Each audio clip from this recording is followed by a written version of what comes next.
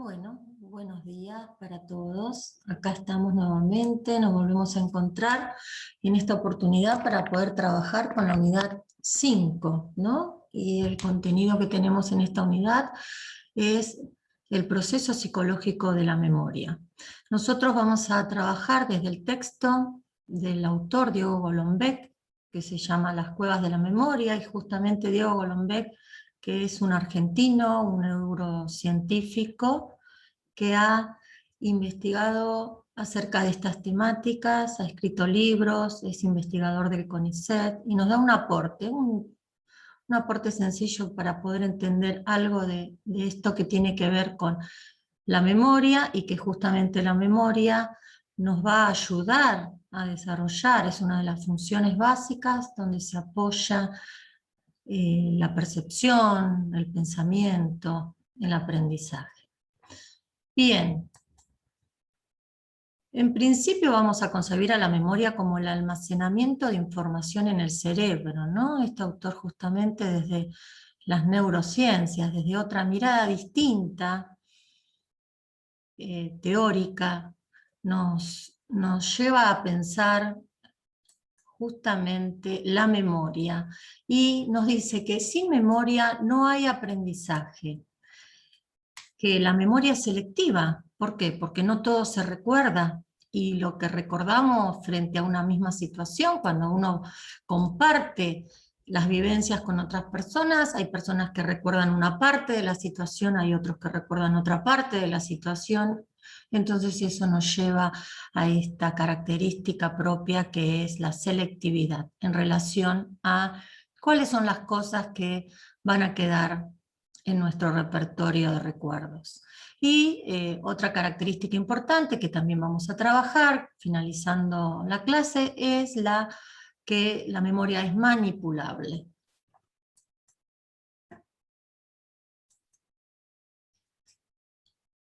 Como dijimos, vamos a trabajar desde la estructura del sistema nervioso, del cerebro, desde lo neurológico, un aporte que hacen las neurociencias contemporáneas. Como dije, Golombek es contemporáneo, y se encuentra ubicada en el cerebro, ¿sí? Esta función de la memoria se encuentra dentro del sistema límbico, priorizando las zonas del hipocampo, que están relacionadas con los recuerdos, con la ubicación espacial de los objetos, y otra zona del sistema límbico que es la amígdala, que la amígdala justamente es la que procesa toda la información que recibe a partir de los sentidos. Acá tenemos un poquito un gráfico donde podemos ver, ¿sí?, dónde están las amígdalas, que no son esas glándulas que tenemos. Muchas veces las confundimos, se llaman igual, pero están situadas en otro espacio. Acá tenemos el hipocampo, ¿no? Y un poco toda esta parte tiene que ver con el funcionamiento del sistema límbico. Formación y almacenamiento de la memoria, ¿sí?, tiene que ver con la base neurológica necesaria, como ya dije, para el aprendizaje. Y están implicadas en el almacenamiento y procesamiento de la información. También tiene que ver la corteza y también participa el cerebelo. En su funcionamiento, para explicarlo sencillamente, podemos reconocer e identificar tres procesos para que se dé la memoria. Primero es este almacenamiento de la información, que tiene que ver con justamente la posibilidad de interactuar en la situación y poder recibir los estímulos de esa situación, almacenando esa información recibida. En un segundo momento se tiene que producir la consolidación. Y en un tercer momento, que es justamente cuando nosotros recuperamos, ¿sí?, esa situación en nuestra conciencia, cuando traemos al presente alguna situación, algún hecho que hemos vivido en el pasado.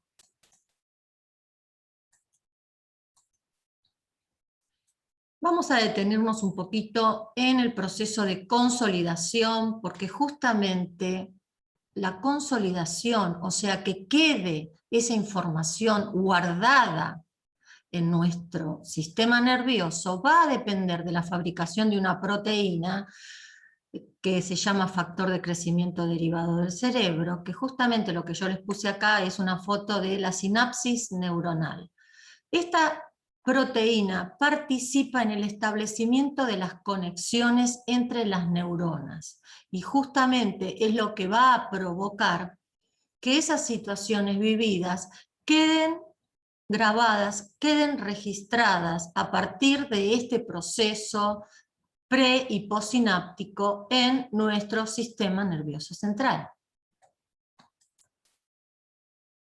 A partir de este proceso de consolidación, nosotros vamos a poder diferenciar distintos tipos de memoria: la sensorial, la de corto plazo y la de largo plazo. La sensorial va a desaparecer en menos de un segundo si no es transferida, y es la que obtenemos a partir de nuestros sentidos. La de corto plazo la llamamos también memoria de trabajo, ¿sí? Memoria afectiva, que desaparece si no tiene un refuerzo o no es susceptible de que se genere ese proceso de consolidación. El proceso de consolidación, porque hoy les dije que era importante y porque es el que va a determinar que la memoria de corto plazo se fortalezca y pase a ser memoria de largo plazo, que es la memoria que nosotros tenemos y que nos acompaña durante toda la vida.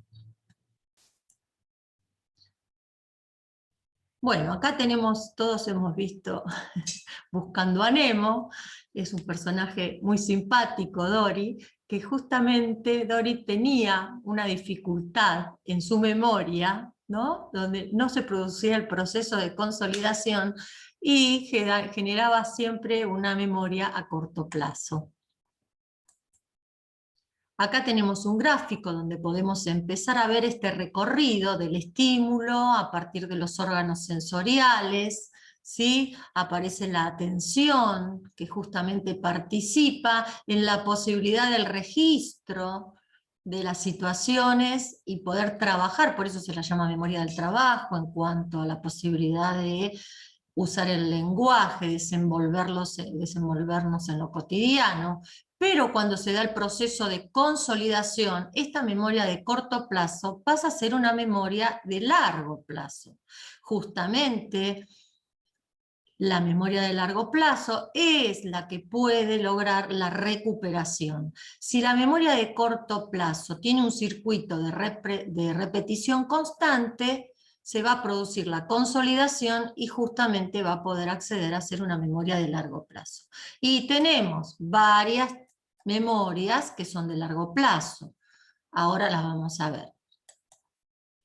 Bueno, las memorias de largo plazo, o sea, aquellas que justamente han pasado por el proceso de consolidación gracias a la influencia de esta proteína que ya había mencionado, nos puede dar distintos funcionamientos de la memoria. Tenemos una memoria que se llama la memoria declarativa, que es justamente la que nos permite recordar hechos vividos en el pasado, situaciones, poder recordar acciones realizadas, relatar hechos cronológicos, relatar nuestra vida, ¿no? O cuando alguien está con otra persona, te acordás de este viaje, te acordás de estas vacaciones, te acordás cuando estábamos en el secundario, ¿no? Esta posibilidad de recordar y relatar hechos está propiciada por esta memoria de largo plazo que se llama declarativa. Hay otra memoria que tiene que ver con la memoria semántica, que es la que nos permite comunicarnos en el lenguaje. Y tiene que ver con poder recordar o conectar el objeto con el nombre. ¿Sí? Por ejemplo, yo les digo a ustedes ahora, piensen en un árbol, y ustedes seguramente van a tener la imagen mental de ese árbol. ¿Va a ser el mismo árbol para todos? No, por supuesto que no, porque tiene que ver con otra característica también de la memoria que apela a la subjetividad. La memoria tiene algo que lo relaciona con la subjetividad. Entonces, la memoria semántica es la que nos ayuda a poder relacionar el lenguaje, las palabras, los signos, con el objeto que designa. El significado y el significante, como vamos a ver ya en otra de las unidades temáticas más adelante. Otra memoria es la memoria sensorial, que es aquella, como ya vimos hoy, que tiene que ver con el registro que queda. Esta memoria sensorial, si pasa por el proceso de consolidación, a veces nos sucede que vamos viajando en el colectivo o en el tren y sentimos un aroma y ese perfume me hace acordar a una persona, o siento el aroma de una rosa y me hace acordar a una situación personal que viví, o estoy en un restaurante y siento el aroma de la comida, y ese aroma de la comida me hace acordar a las milanesas de mi abuela, por ejemplo. Entonces, bueno, esa es la memoria sensorial, la que nos habilita a recuperar situaciones que hemos vivido a partir del disparador del estímulo sensorial. Todos los sentidos, vista, tacto, oído, gusto, ¿sí? Y tenemos otra memoria, que es la memoria procedimental, que como vemos aquí, hay un papá aquí enseñándole a su hijo a andar en bicicleta. Bueno, estos procedimientos, estas acciones que nosotros aprendemos a hacer, van quedando registradas, se van consolidando en nuestro haber. Y luego, en cualquier situación de la vida, uno medianamente, después que estuvo 2 o 3 años sin andar en bicicleta, puede retomar, ¿sí? Y puede realizar actividades, acciones, procedimientos. ¿Por qué? Porque hay una memoria allí procedimental que nos lo habilita. ¿Qué pasa con la memoria? ¿Cuál es el contrapunto de esta dificultad? Y el olvido.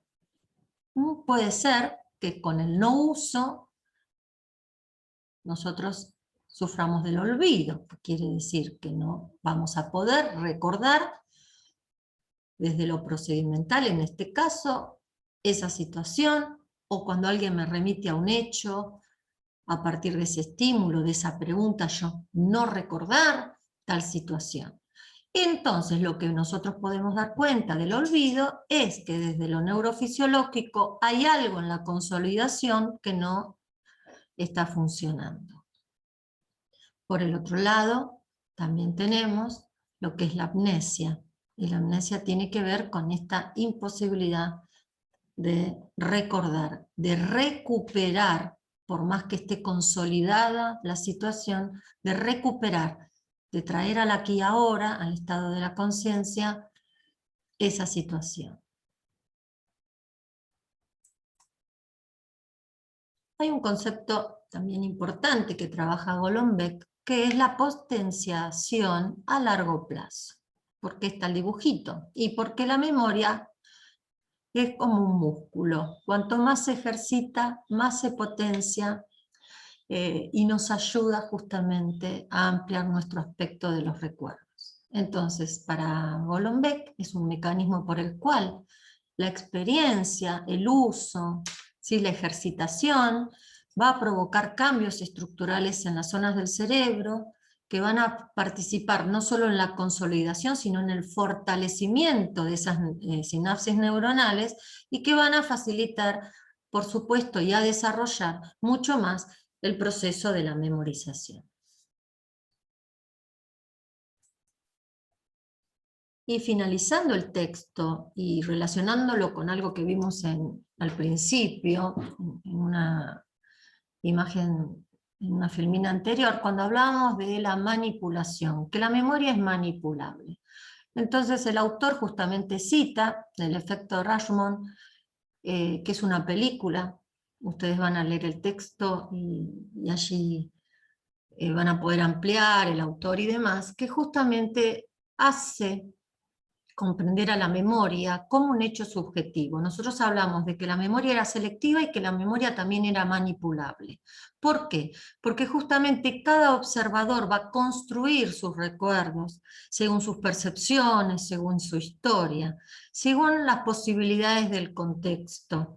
Y esto es llamado esquemas mentales. Entonces, teniendo en cuenta justamente este recorrido que hacemos desde las neurociencias, comprender la memoria desde un funcionamiento neurobiológico, a diferencia de los otros textos que ustedes tienen en la bibliografía, como lo van a trabajar otras profesoras, Flavia y Mariel, con respecto a la teoría psicoanalítica de Sigmund Freud. Bueno, los espero ver pronto y espero que haya sido aclaratorio el texto para todos. Un saludo.